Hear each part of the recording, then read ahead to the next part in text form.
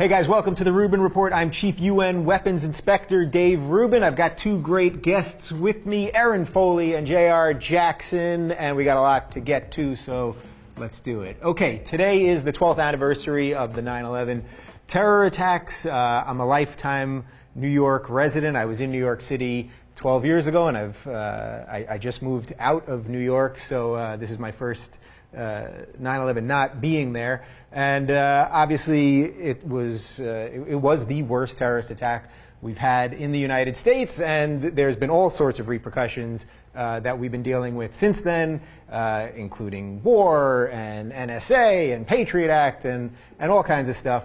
Just this morning I was watching, MSNBC was showing NBC's live footage, and it's really incredible how quickly you can just go back to that place that we were at 12 years ago. It's really, it's something else.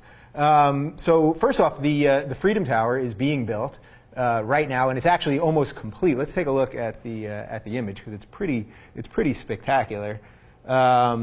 So, you know, the city is coming back. 12 years later, the city seems to be coming back, and the country seems to be coming back and healing. But as I said, a lot of things have changed since then. So I know this isn't the funnest topic that we can jump off to, but how do you guys feel about the whole thing 12 years later? Do the feelings and the rawness of it and everything else sort of disappear as time goes on? Well, I lived in New York as well, you know, during that time for most of my life. And when you see the footage this morning, I put it on and then I had to turn it off because it's 12 years, but it just feels like yesterday. Yeah. I remember, you know, step by step where I was, coming off the subway. You hear, you know, plane hit the World Trade, and you just think it's like a bumper. Like, you know, so much happens in New York. It's like every single day is so crazy in the news and whatever. I didn't even think anything of it. You know what I mean? You're like, oh God, probably a two-seater hits the side of it. You know what I mean? And then by the time I got upstairs, I was working this day job right by the UN, and then you're like, a second plane. It was just. Literally, when you see the footage, it's like it happened yesterday. You go right back to that, because you think New York is impervious to like absolutely anything from happening to it, and then it was just minute after minute, just absolute, like the worst news imaginable. And then I remember I was on 43rd and 1st Street, and I didn't know where to go. Like, my sister was in Brooklyn teaching, so I'm like, okay, she's okay. My other sister was at she was a social worker, she was at the Armory building. Then they started bringing in the Army into the Armory building. Yeah. And there's a women's shelter in the ground floor of that building. And she was like, the Army is rolling in with like a tank. And it was the craziest moment of like, you didn't know where to go. Yeah. As you were mentioning, so you said it brought up memories as if it was just yesterday, even though it was 12 years ago. So on March 17th, because we talk about it, of course, every year on the anniversary. On March 17th, asking the both of you, do you feel like you forget sometimes the magnitude? Because you're not thinking about it specifically, but now things like what happened on the MSNBC this morning, they come back and give us a stark reminder about what happened, and now we have to reflect on what our world has become because of it. So do you mean do you forget about it on just the average day? Yeah, and then whatever day. You know, you may think, oh yeah, it's not anywhere near September, or even when it's with the beginning of September, you think, oh, 10 days from now. You know, you start to think about it again. I thought you had some sort of St. Patty's Day reference. I was like, isn't March 17th St. Patty's Day? And I was like, I have really fond memories of being totally wasted. Yeah, exactly. I threw a random day. I had no idea I even hit another holiday. Wait, did something happen on March 17th? Yeah. Well, I mean, I remember one of the things that struck me when I was watching the coverage today was the feeling. There was like a 2-hour feeling once the planes hit and then they realized that the other one hit the Pentagon, that actually there was going to be a massive, like it seemed like the whole country was crumbling at once. Remember? Then a few hours later we realized how horrible it was, but that the institutions of the country were still going to exist. So I think there are certain things that jar you and bring you back to that. Where were you? I was a junior in school at USC here in LA. So I remember I was at my I rented a house with a couple roommates, and I didn't have a TV in my room, but I always had the radio on at night, just playing random music, just because I need noise. I already lived by 3 hospitals, so that wasn't enough noise already. But so I kind of groggily woke up, and you know, we're 3 hours behind. Yeah. So all this went down at 8 9 in the morning, 7. Yeah. Right before 9, right? Yeah, the first one right before 9. The second one fell at 10. Yeah, so I'm waking up at 6:30, 7 o'clock. And the second one, I didn't see the first one. I was still asleep when that happened. Yeah. So my roommates were the type who wouldn't have cable and stuff. So I just had the radio on, and my roommate busts in and he goes, "Do you hear what's going on?" And I'm like, "What? Like, what's going on?" And he goes, "Your radio's talking about it." Like, of course, everything was preempted, and everyone was talking about it. So we didn't have cable, and I was like, I got to get to some cable news, something that's happening 24/7. And I rushed over to a friend's place that was actually near campus, and sat there all day. I obviously had class. It was a Tuesday. I had class, and I was thinking, there's absolutely no way I'm going to class. One of the classes was one of those ones, there's not many collegiate classes that take attendance and then mark it and remember it as if you're in high school. Yeah. This was one of them, and I said, you know what? Whatever professor so-and-so is going to have to be upset at me today because I'm not going anywhere, you know? And it was one of those things that crossed your mind because people were thinking, some people did go to class. They're like, oh, other side of the country. And other people were thinking, what if it could happen here? I didn't think that. I'm just thinking we need to figure out what's going on with the country. This is a collective thing now. This isn't just something that happened where, oh, there was a, you know, a mass shooting in another city and like, oh, that's contained. Nobody really knows how this is going to affect us. And obviously 12 years later, it still does. Yeah, so, all right, so that brings me to the next natural point here. Do you guys think that we're actually safer?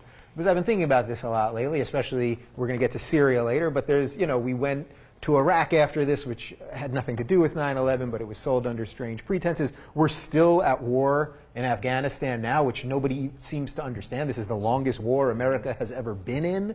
And now, you know, there's all this NSA stuff. Do you think we're safer than we were before 9/11, or is the whole thing sort of just an illusion because we didn't think we were in danger, I guess, before then? Well, I have to say, I do, maybe it's being slightly naive, but I do think we're safer. I mean, I also remember the New Year's Eve before, so it was the whole millennium New Year's Eve, having all those frightening reports. I remember being like, oh, it's that dude in Afghanistan. You know, I'm sure I remembered his name, but I was like, oh, wait a minute, because he, you know, then the coal, and it was really like building. And I remember thinking, I stayed in Brooklyn that year because I was like, you know what? I don't want to be in Manhattan. I don't want to be in Manhattan. Like, something's going to happen. Something's going to happen. And then, of course, you know, then you know, January 1st, you just keep moving. You know what I mean?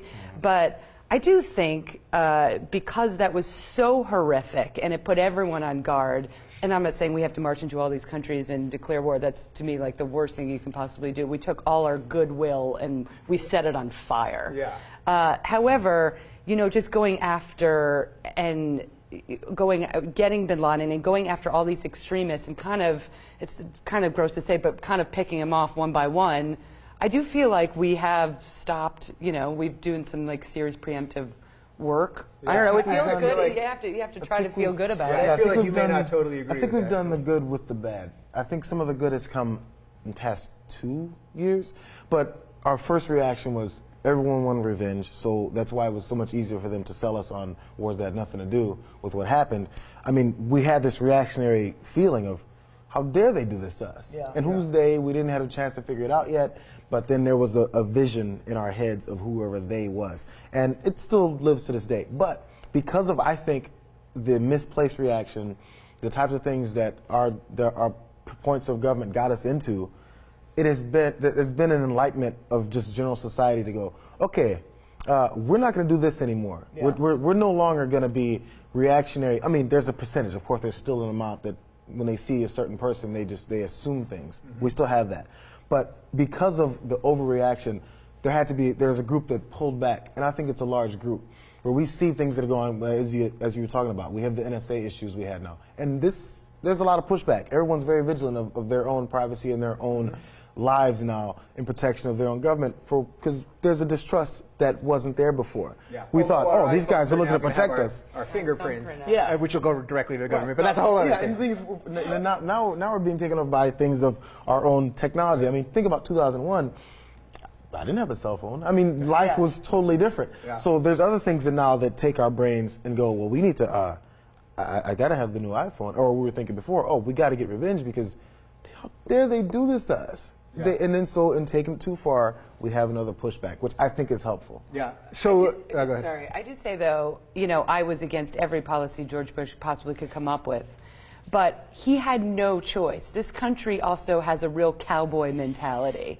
And when you come over to our turf, that type of thinking, and the destruction, and what we all felt on 9/11, what we still feel on every anniversary of the absolute horror and the pain of what we went through, this country would have been in an uproar if we didn't go over to Afghanistan and do our America pow pow. Yeah. We got to get you. I mean, Iraq was an entire different situation, which was the worst possible choice you could make. But no one, Republican, Democrat, they were going to be forced, whoever's in that presidency was going to be forced to retaliate against Afghanistan. And of course, look, Bush did some strange things, because even with Afghanistan, the idea that you got to get them over there so you don't get them over here, it doesn't quite make sense. We could have done a lot more things that didn't have to do with the military per se, or a traditional war. That's the thing. We had so much goodwill. Okay, so that's how I want to wrap this up, because we could obviously talk about this for the rest of the day. But the goodwill issue, and we're going to talk about Syria in a little bit, but did we use, there was this feeling like we had to get rid of Bush, and Obama came in on this wave of like ecstasy joy. But I'm not convinced that anyone likes us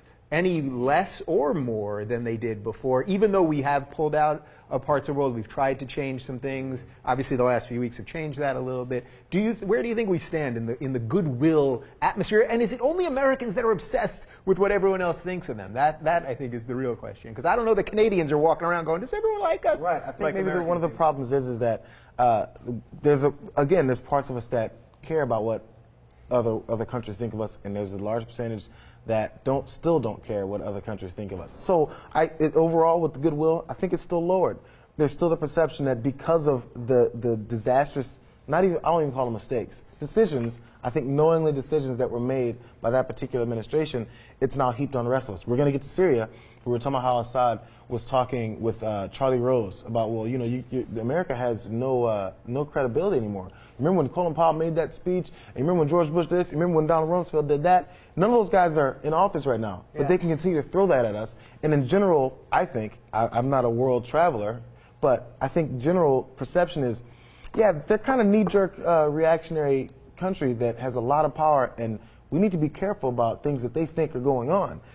And you can connect that to anyone. I mean, if the way he was speaking, you would think that President Obama launched those attacks and had Colin Powell, his Secretary of State, saying those things. Right. He has done a lot of things, like not closing Guantanamo that he's always said he's going to do, and the war in Afghanistan is still going on, even though that's going to wrap up. So he has continued a lot of the things that Bush put in. So when there's specifics, they talk about things that those guys did. Now, we've continued, but it's as if we just did those 3 years ago. Right. Well, I think Obama stopped the bleeding in a very big way, because it was, I think we had the goodwill, we set it on fire, and then we set 10 more fires, and then, Obama again said this morning or last night, he was like, we're not the world police, because that's how we are perceived. And also, you have all this footage, especially right after 9/11, when I think one of the most horrifying sights was you see all kinds of different countries in the Middle East.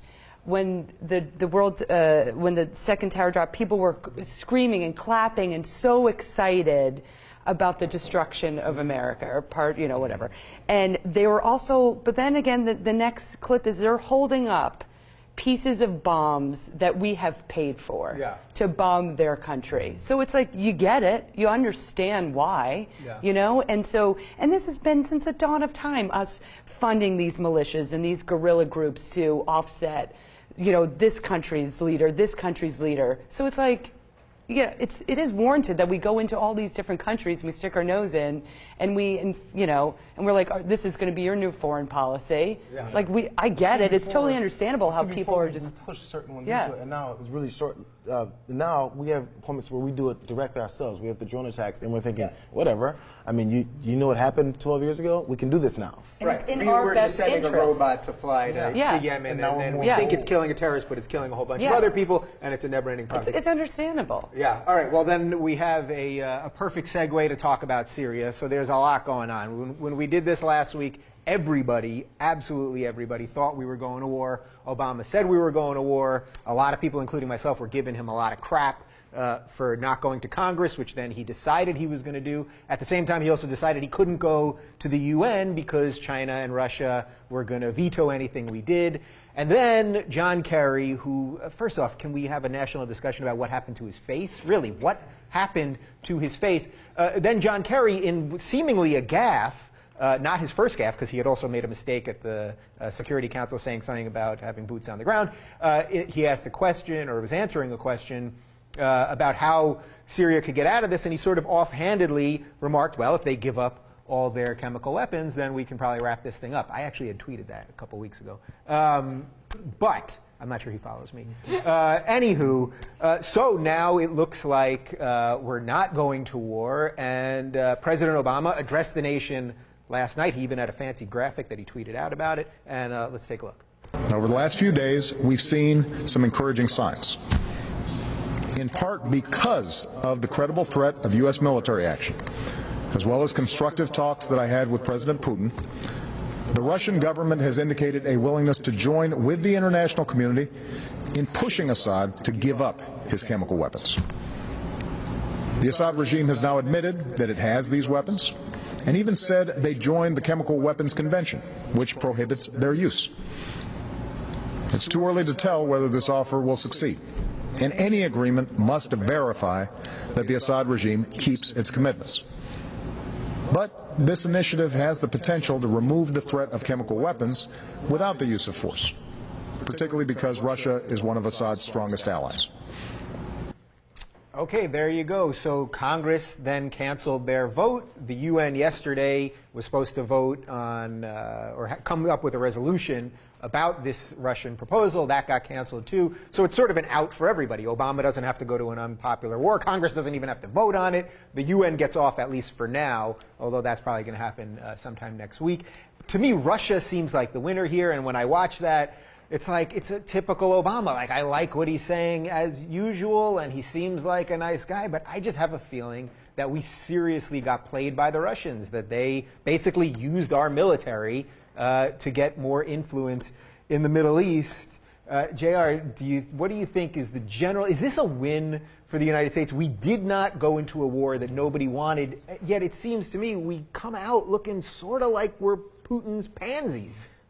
Putin's Pansies, which is a political party in Russia. It's also the name of your new band. There's going to be a few popping up in Seattle. Yeah. Well, I think if I didn't see that perception first, and as I'm hearing it, I can see that point coming. At the end of it, I don't care. Because the first thing we're worried about, the reason there were so many people against it was, I mean, we're looking at death. We're looking at unknowns in where we're launching attacks. We're looking at, I don't know, another war. In a quick aside back to the 9/11 talk, we're war tired. You know, we're tired of this. In this country. That's a huge piece of this, and everyone keeps talking about it, how we're a war-weary nation. But is that sort of part of the problem with American influence now, that maybe sometimes we can't now do the right thing? Again, I've been completely against this war, but that we can't save people, even the 100,000 people that died, because the nation just doesn't want any more war. As you were saying, the first thing we think, we're skeptical of things that happen in our country now because of what we've done, even our own citizens. So we're a lot more alert about what is going on. Okay, so what exactly is your proof? John Kerry, there's a few gaffes you had in there. Before, we wouldn't have listened so closely to what John Kerry was saying. We're like, we remember what Colin Ball said, and we kind of just glossed over and said, oh, it sounds really bad, let's go. Yeah. Now we're thinking, at the 15th minute of your 30-minute speech, you said this, this, and this.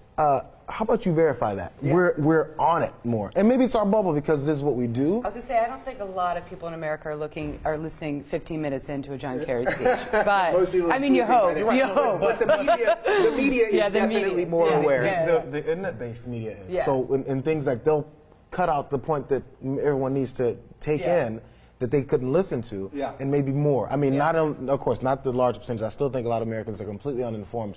But it's a growing number. Yeah, well, that's why we're doing something good around here, I like to think. I'm sorry, I cut you off like 3 times. No, not at all. Wait, all right, so when you watch that, did you feel that this was an honest assessment of actually what happened, or that we just have to spin it? Because Obama didn't really want to, it seemed like he really didn't want to do this in the first place. You know, all of this just makes me angry. I have to say, it's just so frustrating and so annoying. It's like these dudes, it's all men that have their stupid little countries and their stupid power, and they're like, pow, pow, I want to get you. Oh, I know. And then Russia's like, no, Syria's my best friend. I'm going to bail them out. And Osama's like, wait, Putin, you want to talk? Let's talk. Do you want to do? It just feels like a bunch of immature men that have all this power, that are playing a board game of Risk, and everyone's lives are at stake. And as long as they look good, it doesn't matter. Like, it infuriates me. Yeah. And yeah, the only friend they have left is Syria. Everyone's like, we hate Russia. Yeah. We hate America. So yeah, I agree with you. You know, listen, if Russia comes out and they're like, at the end of the day, I don't want U.S. to be involved.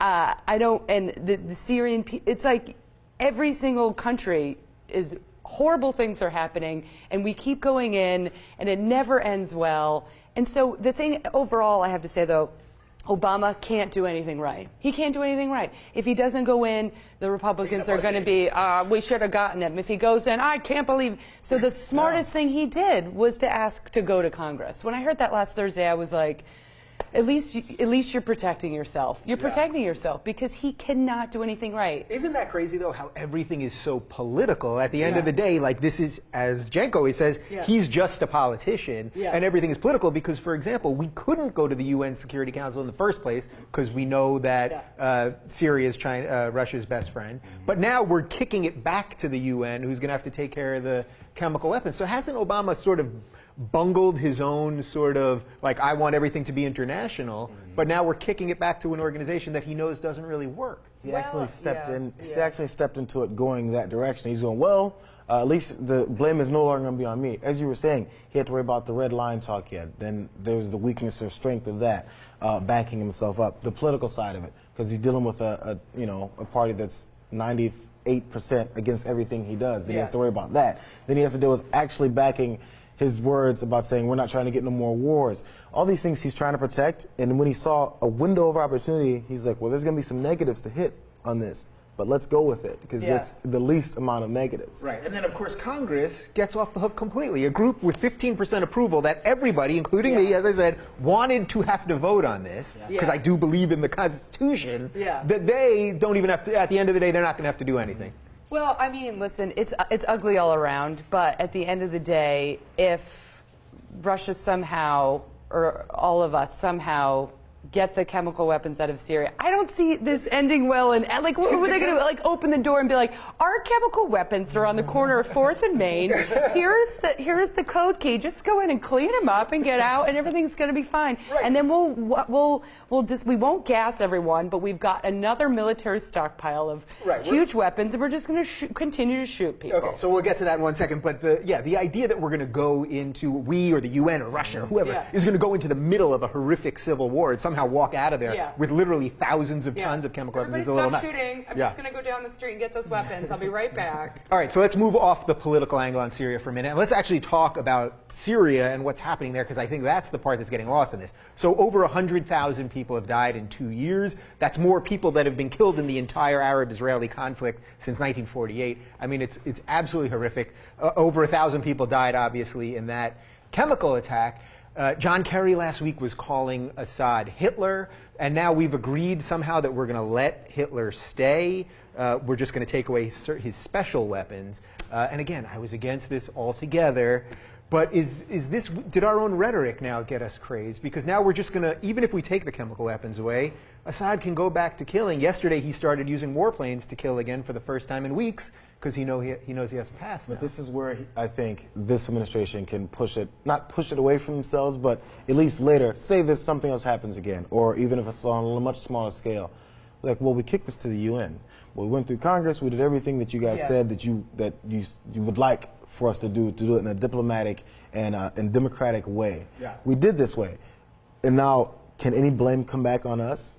Of course, a certain percentage can, because of, you know, the way that we built it up. You know, it was such a big deal. But when, quote, Hitler gets back to doing the things he was doing as we described him, it's kind of hard to say that why didn't we take him out? And this is one of the lines actually that Obama mentioned that I thought was pretty good.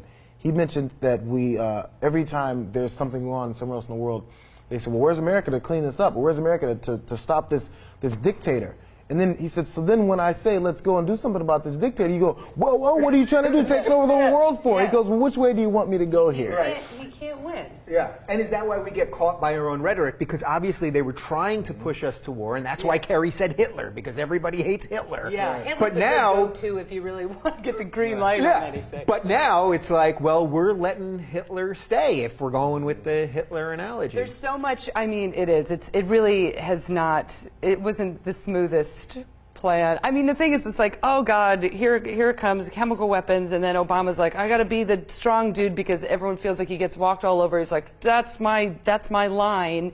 Yeah. I'm not gonna, we can't cross it. And then it's like, well, no, nobody wants it. Okay, plan two. What else we got? And then it's like, if we're literally, it must be so bad if we're like, Putin's got a really good idea. We're going to get behind Russia. Which was that's John Kerry mistake that became Putin's idea. Yeah. But all right, so just talking about the humanitarian part of this, obviously the 100,000 is awful. Yeah.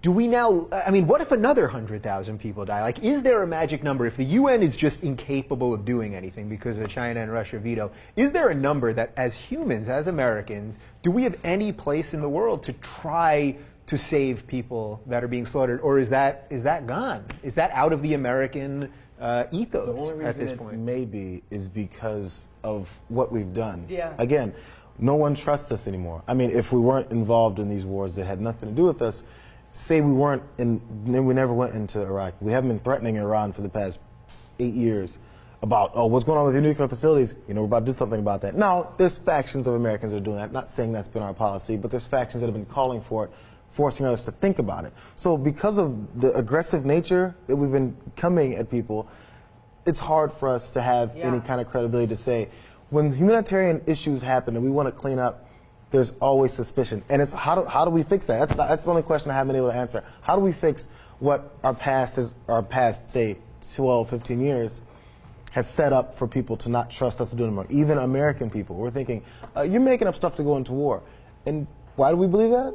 Because we made up stuff to go into war. Isn't that really sad, though, that I do think the only part of me that would have been okay with this at any level would have been the humanitarian part, to stop people from getting killed. I don't care if people are getting killed by gas or by regular weapons, as usually dead people don't care either, which way they went. But it does strike me, I agree with you, that we're sort of in a no-win situation. The world won't do anything when there's evil. And if we don't do anything, then do we just, that strikes me as like, well, then everyone's just out. Everyone's out for themselves. But maybe that's by our own doing. There's the fallout of all these countries, of Egypt, of Libya, of Iraq, of Afghanistan, where we have gone in. That end well, huh? We've gone in, we've changed the landscape of the country, we've pulled so-called the bad guys out, and it has been chaos. Yeah. Absolute chaos. And when you're dealing with a country, whatever country that is, in the Middle East or wherever, where you've got so many religious factions, and you pull out like sort of the central authority, which I'm not saying is like a good thing or a bad thing, whatever, this evildoer. Yeah. Then you've just, we just try to insert democracy in all these countries that were democracy, in fact, maybe doesn't work. Yeah. Think about Egypt is the perfect example of Yeah. this. They were run by a dictator for 30 years that we backed. Then they had a revolution against the dictator. They decide to vote for the first time. They vote for the Muslim Brotherhood, who's more extreme than the dictator, and then they have a coup, although we don't call it a coup, to then take out the democratically elected guy. By the way, we don't hear about Egypt anymore, so I guess that whole thing worked out, right? Yeah, you know what I mean? So it's, all right, so then what happens? So we go in on humanitarian level, take him out, get these weapons out. I don't know where you put the weapons. I guess you put them in, Siberia. and then what happens? Then what happens? Like it's just, it's absolute chaos. We preach that the rest of the world can be perfect when, first off, our country isn't.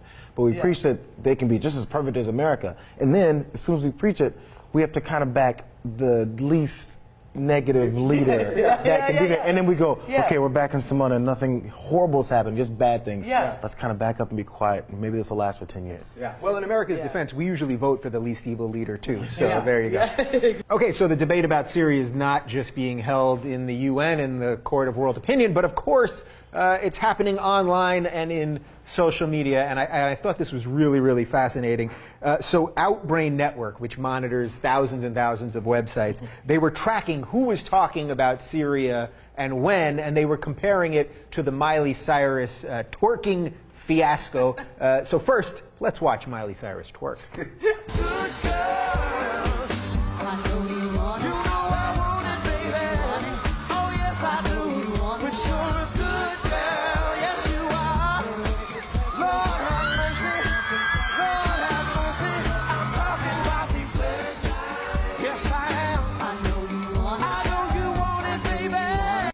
I mean, someone needs to invade America to deal with our crap, too. You know, we're not that perfect. Okay, so they did this study comparing what was going on social media. That was happening the exact same time that Obama was first starting to talk about a military strike in Syria.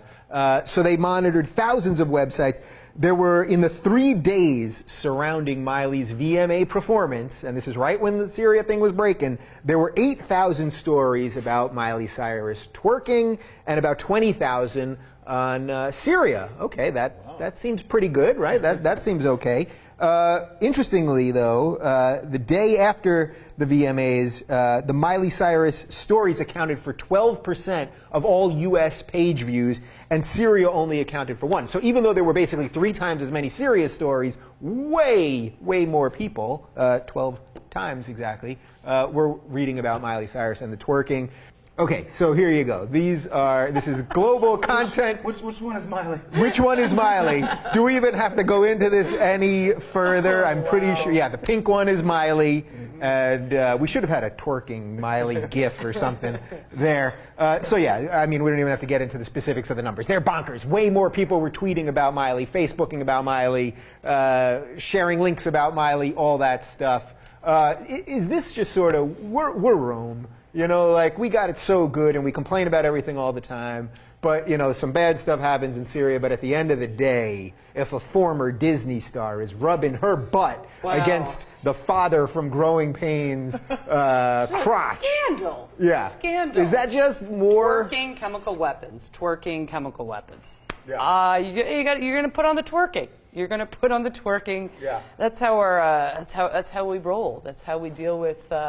I mean, this graph doesn't surprise me at all. I mean, not even the least bit. Yeah. I mean, it's no. I mean, also, I mean, it's so ridiculous that Miley Cyrus is out doing Syria news story. But you know, everyone. Again, if we go back to the topic, like, everyone is so sick of these, like, world politics of just just war after war in this country and invading this country and so people are just like, you know what? I want some Miley Cyrus. I want the pain to go away. Yeah. You know what? Maybe I'll be apologetic because I'm the first to always say it, and I think a lot of viewers don't like that I say it.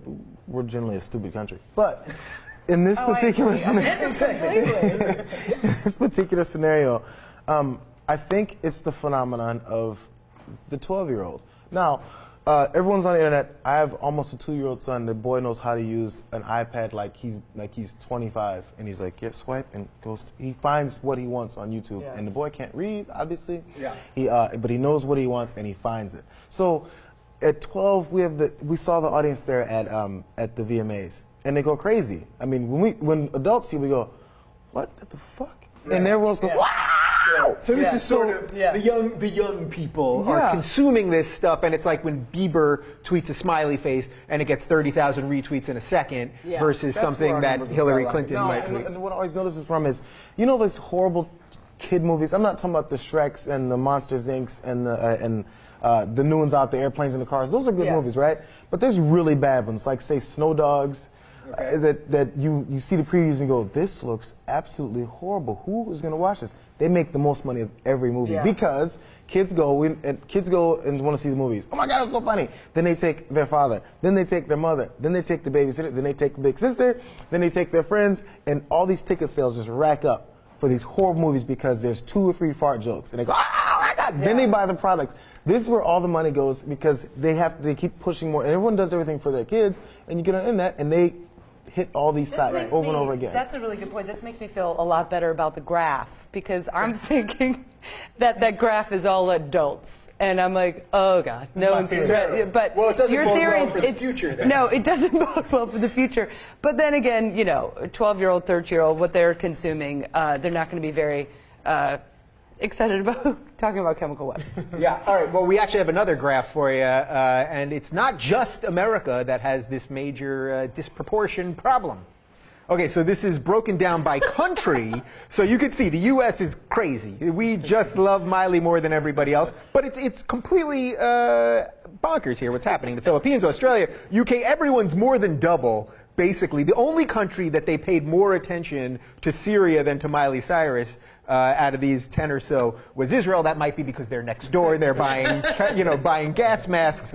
Russia was like within the margin of error because they're the heroes, so that they had to really pay attention to both. So does this give us a little hope? Because again, we think everything's about Americans. There's a little hope to be seen in there that the Spanish, they're twerking too. They're just as bad as we are. I think this is actually the opposite of a little hope. I think this is just this graph actually made me horribly depressed. Hopeless. The entire world is excited to see Miley Cyrus back it up, but no one really is like, oh, Assad and the weapons, and then put on the twerking. Yeah. Put on the twerking. Do you think we need this kind of escapism, though? There's only, we talk about this in the news all the time, but we do need some of this stuff to just be able to function, Okay, right? maybe I'm the bad guy. But I go home and watch stupid TV.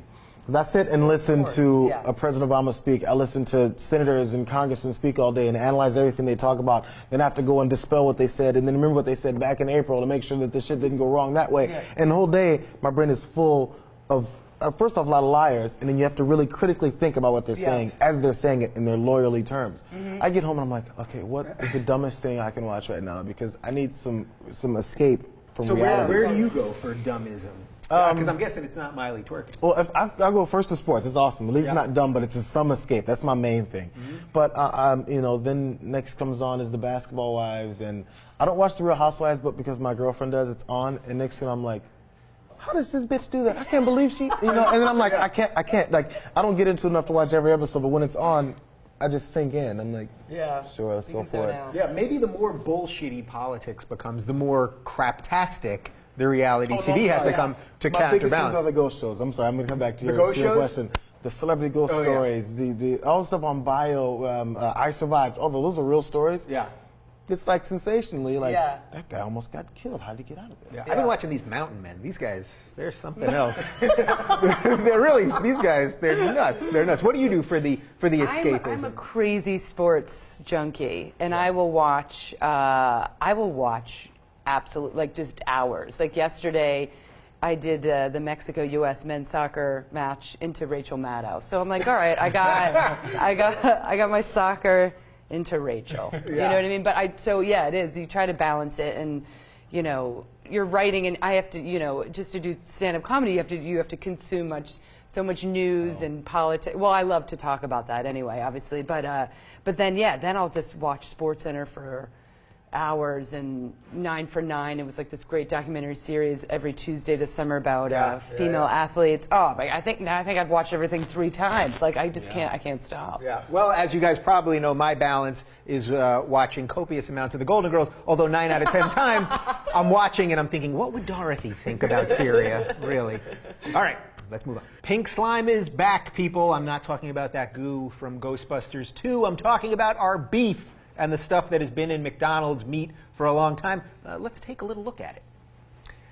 Yeah, that is the ammonia-laced byproduct when they take all the crappiest meat, the parts that are left over because they want to give you the cheapest crap to eat in your burger, and it's literally not fit for human consumption. and then they spray it with ammonia, and then they somehow transform it back into something that actually is edible. We did a story on it a couple weeks ago. Jamie Oliver did some great work to expose this. McDonald's is not going to use it anymore, which I suppose is nice. We'll put a little annotation to our video about it up there. But pink slime is actually returning, even though McDonald's is giving it up. I cannot believe this. 4 more states just this week have put aside the concerns of pink slime, and they are resuming to buy the controversial product. I don't think I said that grammatically right. That means 7 states in total are now going to have the pink slime meat. This is Illinois, Pennsylvania, Virginia, Texas, Iowa, Nebraska, and North Dakota. And on top of this, as if we're not having enough meat problems in the United States, the USDA just approved Chinese poultry can now be shipped into the United States for consumption, even though China has all kinds of food problems and other diseases and all kinds of other stuff. So sometimes it seems like we're taking a step forward with this food stuff, and you hear about eating healthy all the time, and we expose pink slime in one way, and then people get upset and don't want to eat it anymore. And then suddenly the USDA jumps in, oh yeah, 4 more states, let's go back to the pink slime. What is it that we love about pink slime? This is so disgusting. I can't even. I just love that even with the China, the U.S. inspectors, there's going to be no inspectors. They're just like, I mean, am I correct in that article where we're sending chickens? The U.S. is sending chickens to China. Yeah. They process the chicken, make it into nuggets or whatever. Do all the horrible stuff. They do pink slime with chicken too, by the way. And then they ship it back to the U.S. We buy it and eat it. Yeah. That's what's happening. People don't realize like the crazy system of our food. That's insane. Even at Trader Joe's, which I always feel like I'm doing something good for the earth when I eat there. I know that doesn't make any sense. When you buy a package of burger meat at Trader Joe's, it comes from 4 countries. That means that they have the meat in 4 different countries, and then they just kill it all here, I guess. Yeah. And then we eat it. They don't do pink slime though. I don't know why anyone eats meat in it. I really like these stories. Are so I highlighted the lean, finely textured meat is made from the remnant scraps of cattle carcasses that were once deemed too fatty to go into human food. Yeah, I'll take that medium rare with some cheese. Like, how could you possibly order any meat ever again? Right. So now and then when you add China to the equation, you know, they've had outbreaks of avian flu. There was this thing where they were making chicken jerky and they were killing thousands of dogs. I mean, all kinds of, really horrible stuff. Is this partly because we're so disconnected from our food? You know what I mean? We don't live on farms anymore. It's just some far off place, and then we get it packaged, and we're like, Yeah, we just see it there. It's also a byproduct of what's happened with our economy. I don't want to get into an economic talk, but it's the first thing we care about. You're thinking, okay, I got 3 kids. How can we feed them all? Yeah. Okay, I got to make it to this point of the week because this paycheck kind of sucks. So you're thinking, whatever's the cheapest. Because these are going into schools is the big part of this next story. So we're thinking, oh my God, they're going to school. School's back. Okay, maybe now there's a break with food prices or feeding everyone. And then, so your schools start picking up because they're not getting any money either because who cares about schools and kids, whatever. So then we have that. All of our money goes to other places. So the first thing that as consumers we think is it cheaper? It's still meat, right?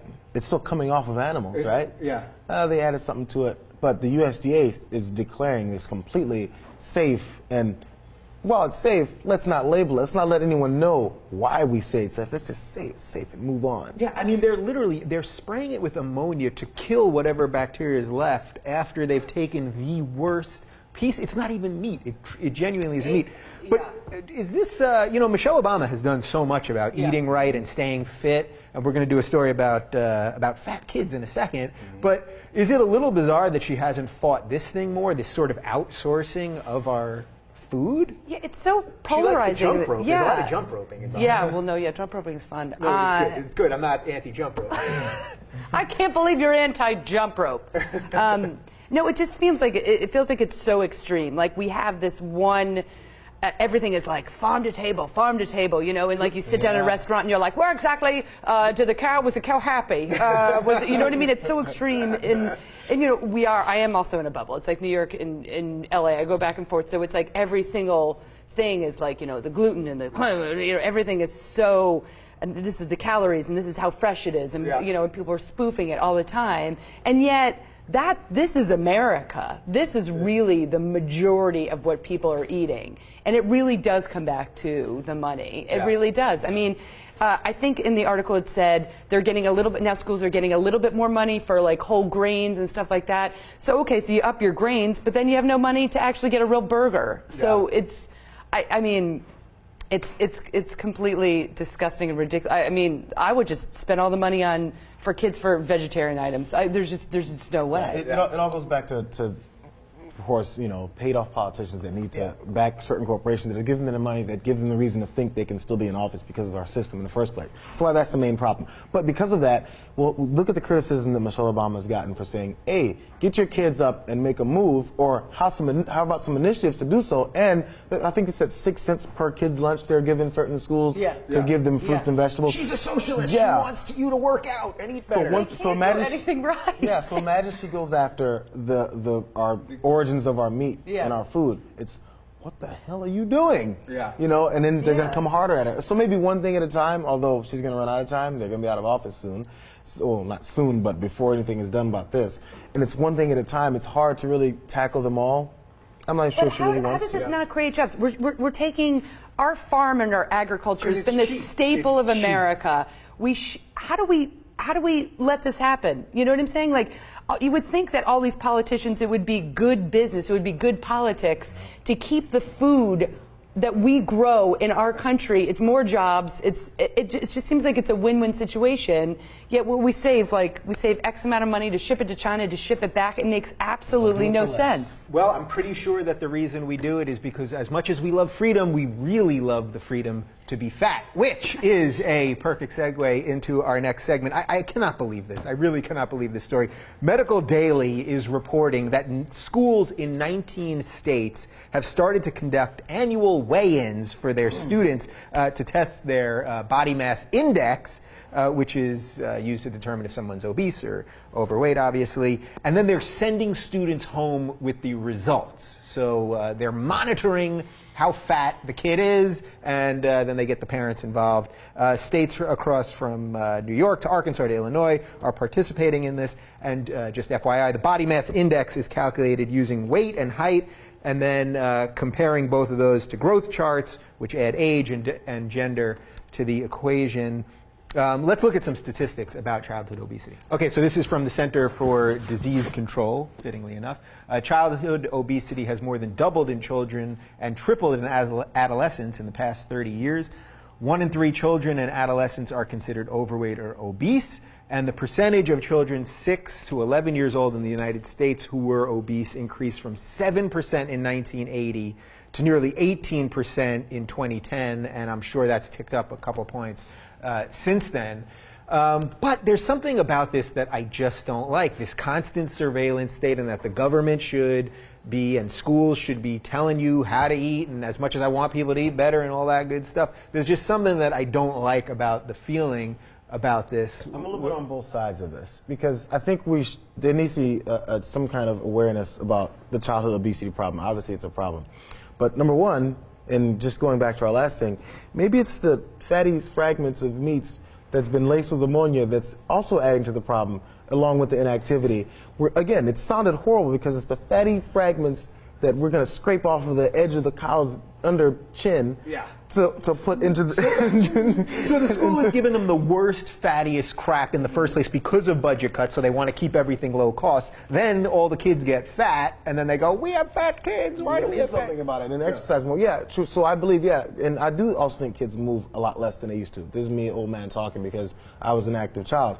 But, so when you do this, though, there's a way of doing it. And also, everyone's been, not everyone, but I've heard stories of people going to doctors and then they go, I'm in perfectly good health, but then the doctor checks your love handle and goes, you're totally obese. They use the term obese so flippantly, and I think in wrong terms at times, it overblows it. in some cases. You remember a couple years ago that a doctor said that Shaquille O'Neal, while he was still playing in the NBA, was technically obese. They said according to his body mass index, which is crazy because although he was never the most fit guy in the world, the guy was, you know, one of the prime athletes of a generation. And I'm pretty sure all the guys that he was dunking over didn't think he was obese. Right. Yeah. You know? Yeah. I am all for this. Yeah? You don't mind the schools getting involved? No, I don't. Honest to God, I just feel like, you know what, we're going to pay for it in the end anyway. I mean, if you can't, it's just frustrating to me that that this has become an epidemic, and yes, you know, there's social issues, there's economic issues, and I agree with these are all valid points. However, it just feels like where's the what is the word I'm putting, like the responsibility? Where is the, I'm going to step up, and you can, I'm sorry, but you can make some good food choices. You can, you know, it starts with the parents too. It's like, and I'm not saying like, oh, fat parents create fat kids, whatever, but this is a huge epidemic that's leading to diabetes, that's leading, you know, which now insurance rates go up. Like, it is it's a huge problem. Right. And I'm sorry, so if you go home with a piece of paper that's like, hey, your kid's obese, or this is, you know, well, yeah, do something about it. Yeah. Try. Do you guys think there's a risk of just shaming these kids more? We talk about bullying all the time. If you can't get in the front door of your elementary school, you're already shamed. Then you should go home with a letter. They have very wide doors now, though. There's no for like personal responsibility. Your kid's fat. You're fat. Like, do something about it. And the thing is, libertarian right there. Again, maybe because I never had to deal with it. I agree because it came easier to me because there's some people that are predisposed. You hear all those stories. But this is the thing. If we're worried about the delivery system, it is not 1978. It's not 1975. No one uses paper anymore. Send an email to parents if you're worried about the kids coming home with a piece of paper that they've read on the way back and like, they called me obese, Ma. Hey, send it to the parents. Yeah. The kids don't have to be the delivery systems. Shit, our U.S. Postal Service is going down because no one delivers letters anymore. The Postal Service. But we're sending kids. That email, that's totally fine. It's easier to do that. Listen, I don't want kids to feel, you know, the backlash for this is like, oh, kids are sensitive. They're going to feel bad about they're already enormous. Right, they already feel horrible. Like, stop the process before that happens. And I'm sorry, like, some of them are just, they're wake-up calls. Right. You know what I mean? Yeah. So you think the risk of offending them further, that doesn't go as far as the risk of them, getting diabetes? No, they're going to be marginalized, and everyone since the dawn of time, and it's so unfortunate, like, picks on the fat kid. But now no one can get picked on because everyone's so fat. Yeah. Now there's an entire lunchroom of fat. Like, it's just, if you can get them while they're young and try to change some of their eating habits, like Michelle Obama, and get them moving, it's going to make for. Everything is going to get better. Everything is going to get better. Yeah. So final point on this, isn't something like this more important now, getting kids to be moving and to eat right? Isn't it more important than ever because now that we're going to have Obamacare in 2014, that we're all sort of paying into the same system, so we need help, even if you only care about economics. So if you're a Republican that wants limited government and don't want them telling you what you should eat, if you really only care about money, well, you're going to be paying in for all these unhealthy people, so it works out economically too. Exactly. If you go back to economics. When you're part of a group that has tons of money, you're thinking short-term money. You're like, I'm not enough more money right now. Yeah, 25 years down the road, I'll be dead. I'll be fine. Yeah. Millions I'm going to feel them right now, but later we're talking about an epidemic of health issues. They're now, which is another reason why I think why they're trying to get rid of Obamacare is later they're going to have to pay for it more anyway. Yeah. I have this thing that I get really angry about that always people make fun of me, but I always say we can send people to the moon and now we've got the whole NASA space program, but we can't get good meat on for our children. It's ridiculous. To me, it always goes back to how we should defund NASA. Yeah. Although from what I understand, that low-calorie ice cream that the astronauts get is. That low-calorie ice cream that the astronauts get is low-calorie. Okay. All right, let's move on. Final topic. So the James Franco Comedy Central roast was last week, and it takes a lot for me to get offended. I am a comedian. I believe in free speech. I honestly can't remember the last time I was truly offended by words and not actions. But I was watching this thing, and it was just an endless onslaught of gay joke after gay joke after gay joke. But don't take my word for it. Let's watch. To prepare for his role in 127 hours, he told me he spent 5 days with his arm inside the rock. Actually, he goes by Dwayne Johnson now. I keep forgetting it. In this world, there can only be one James Franco. Because if there were two James Francos, they'd never stop butt-f***ing each other. James recently won the Ally Award for his support of the LGBT community. It's a prestigious award that's given annually. It's given annually. James is openly a very sexual person. I don't think James is necessarily gay or straight. I think he literally can't open his eyes enough to see who he's f***ing. James, you're hard to roast. I mean, you're so dreamy. I mean, something about you, I just want to please you. I just want to take you back to my hotel room, take off all your clothes, and let a man you. Okay, that is just a small snippet of the endless night of gay jokes. You know, gay people are fighting for equality, and comedy generally is fighting the power. That's what you're supposed to do, I think, as a comedian. That's what most great comedians do. But here we have just a group of people that are sort of going to the lowest common denominator constantly. So again, I believe in free speech. They can say whatever they want. But should they be doing this within the social context of what's going on? James Franco released a statement about what he feels, how he is gay or not gay or something like that. He said, if that's what they were going to make fun of for me, I was like, great, bring on the gay jokes, because these aren't insults at all. I don't even care if people think I'm gay, so it was like, awesome. I mean, I wish I was. I wish I was gay. And this is the new thing where everyone always says, I wish I was gay. Tom Daley, the swimmer, the British swimmer that everybody loves, he said this week he'd be cool if people thought he was gay. Everyone's saying this all the time now. I think it's slightly pandering. But, you know, the roasts have also changed. You know, they used to be a group of friends, people that were big stars and friends like Ronald Reagan and Frank Sinatra and Lucille Ball that had inside jokes about each other. Now it's just a bunch of star fuckers, basically, trying to top each other so they can get a show on Comedy Central. Okay, so as a comic, Erin, I'm going to start with you, and I believe you're a noted gay, so we're going to go there. Super gay. What do you make of this stuff? Because I'm going to venture to say you're cool with people saying whatever they want and joking about whatever they want, but sort of the low-hanging fruit here that they consistently go to while gay people are still trying to get equality seems weak to me. You know, this was just another example of what happens in comedy clubs across the country. It's just stupid straight dudes making stupid gay jokes. Yeah. You know, it's not creative. All those people up there, like, fine. You know, there's some great comedians on that day, so I'm not going to pull each comedian apart. But you can just tell it was just really, it was so stupid and ridiculous because they clearly they don't know James Franco. Right. And so they're just like, oh, he's gay and gay. There was one clip of Aziz Ansari that I thought was the best clip of the night, where he was just like, oh, you're a good-looking man and you're well-educated and you read books, that means dicks are flying around your face. I mean, that really says it all. Right, so that's a joke. He then turned the bullshit on them. And it's just, you know, honestly, it is. It's absolutely ridiculous. I had a run-in with a comic in Scottsdale last Thursday where he was so disgustingly homophobic on stage, and I had to rip him a new one off stage and then throw him under the bus on stage, and the entire crowd was with me. Like, it's the lowest common denominator. It's super. I honestly think I have more of a problem with James Franco saying, like, I wish I was gay, and then all those D-bags saying, oh, you're gay, stick it in your butt. Like, it's so stupid.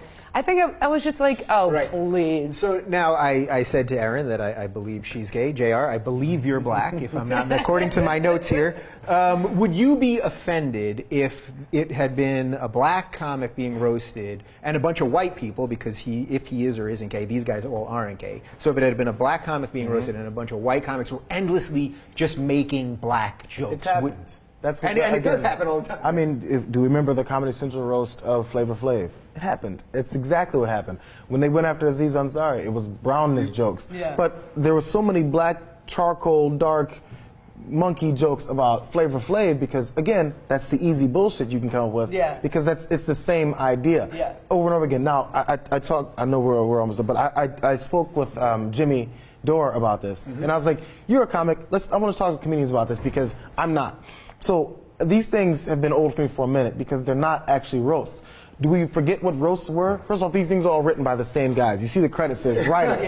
Now, you talk about the old school ones where they would actually talk about each other. And the reason it was funny is because comedians can come up with things off the top of their head. It's like, and people are like, well, I don't care. It was kind of funny. I was like, but the thing is, they're writing this off as a roast. Call it a written shit talk night exactly. rather than a roast. I gave that because and then some people didn't understand me. I was like, think about it. If you're a hip hop fan, when people write their lines, you're like, that's cool. But when somebody says, I'm a freestylist, I can freestyle, watch me flow, and then they can't do it, or they write it and read it, and they call themselves artists, you go, no, that's not a freestyle. Right. It's not what it was. So we sort of think of the roasts as the old things that they used to be, and you guys can go on YouTube and check out some amazing roasts, like some classic comics and politicians truly roasting each other because they knew each other. So is the real problem here just sort of that I think as comics, we think, because the word comedy is in Comedy Central, that it's for all comics. It's comedy. It's everything. Central is for really, straight men from 18 to 35. Yeah. That's the humor. That's their target audience.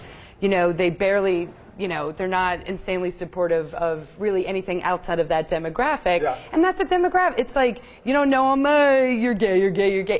It's so, I mean, that's what I had to talk to that kid about on Thursday. I was like, he's like, oh, if I took out, he literally said the word faggot on stage. And I said, he goes, I'm sorry, I didn't mean to offend anyone.